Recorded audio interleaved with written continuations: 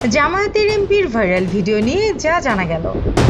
সাতক্ষীরা ৪ আসনের এমপি গাজী নজরুল ইসলামের সঙ্গে এক নারীর ব্যক্তিগত ভিডিও সামাজিক যোগাযোগ মাধ্যমে ছড়িয়ে পড়েছে। সোমবার রাতে সামাজিক যোগাযোগ মাধ্যমে ভিডিওটি ভাইরাল হয়। তবে এই ভিডিও নিয়ে সত্যতা এখনো কিছু জানা যায়নি। কেউ কেউ দাবি করছেন ভিডিওটি আসল, আবার কেউ বলছেন কৃত্রিম বুদ্ধিমত্তা এআই দিয়ে ভিডিওটি বানানো হয়েছে। সামাজিক যোগাযোগ মাধ্যমে ছড়িয়ে পড়া ভিডিওর কয়েকটি অংশে দেখা যায় নারী সহ এমপি গাজী নজরুল ইসলাম একটি কক্ষে অবস্থান করছেন।